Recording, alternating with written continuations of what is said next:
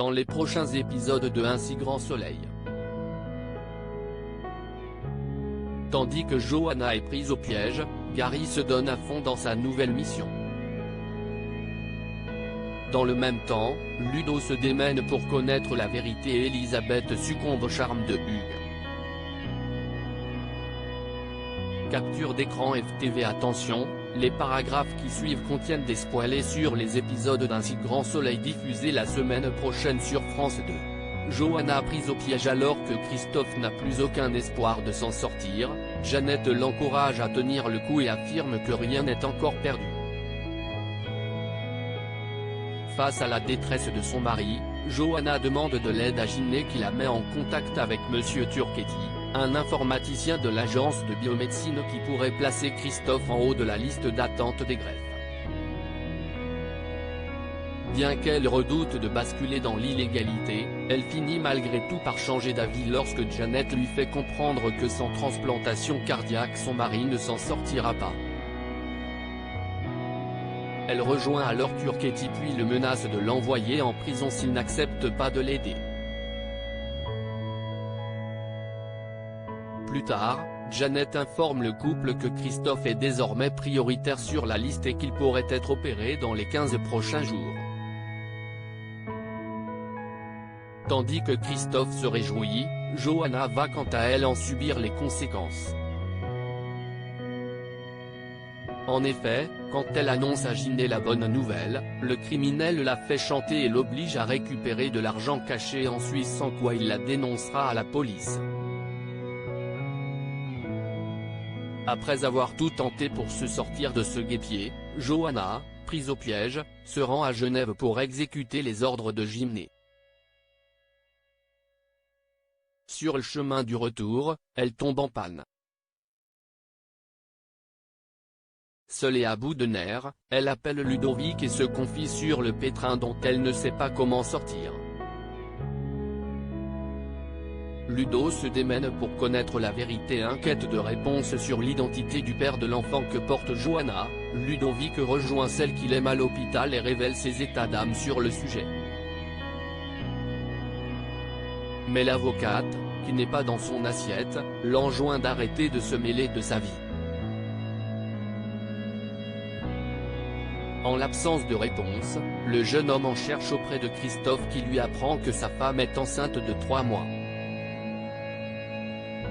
Quand Johanna découvre la manœuvre de Ludo, elle est furieuse.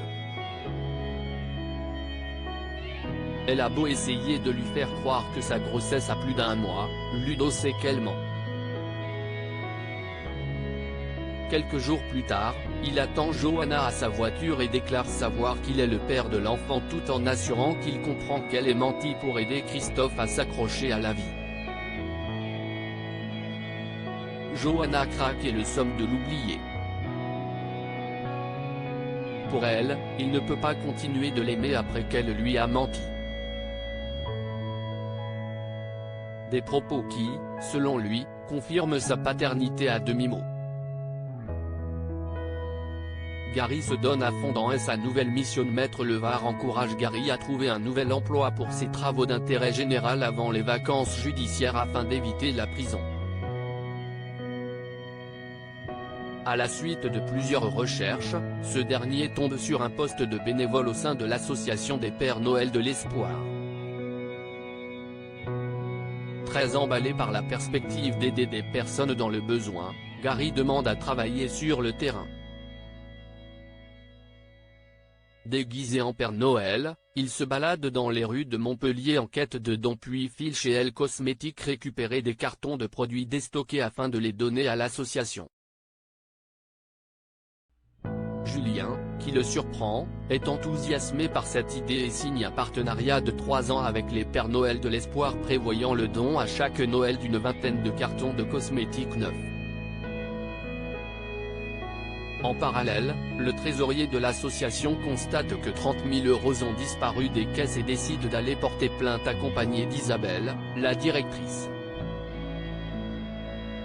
Au poste, le commandant Becker, qui leur promet de faire le maximum pour trouver le coupable, met Alex sur l'enquête. Celui-ci entame ses investigations à l'association mais Isabelle lui dit de faire profil bas pour que personne ne sache qu'il fait partie de la police. Pour mener à bien sa mission incognito, Lévi n'a plus d'autre choix que de revêtir un costume de Père Noël. Néanmoins, Gary découvre vite que son ami enquête, et souhaite l'aider à trouver le coupable. Elisabeth succombe au charme d'Hugues. Elisabeth fait part à Julien de son envie d'investir dans le projet d'Hugues. Pendant que son fils pense que c'est une mauvaise idée, la femme d'affaires veut prendre des risques et annonce à Hugues qu'elle accepte de collaborer avec lui. Par la suite, il donne rendez-vous à Elisabeth et confie n'avoir jamais rencontré une femme aussi belle et désirable qu'elle. Cette dernière, qui trouve ses propos déplacés, rappelle qu'ils travaillent ensemble et qu'elle refuse de mélanger le personnel et le professionnel. Mais il en faut plus pour décourager Hugues qui se dit prêt à renoncer à ses projets pour vivre une histoire avec elle. Lorsqu'il l'embrasse ensuite, Elisabeth se laisse faire avant de rompre le baiser. Auprès de Justine, elle avoue ne pas être prête à se lancer dans une nouvelle relation mais son ami lui conseille de se laisser aller et de profiter. Dans les jours suivants, Hugues l'invite à dîner mais Elisabeth refuse car elle a quelque chose de prévu avec sa famille. Malgré tout, il se rend chez elle avec un bouquet de fleurs et accepte sa proposition de rester boire un verre. Alors qu'ils discutent, Elisabeth succombe au charme d'Hugues. Après avoir fait l'amour, elle se montre franche et indique qu'elle ne lui fera aucune promesse d'avenir pour le moment. De son côté, Hugues assure qu'il se contentera de ce qu'elle lui offrira.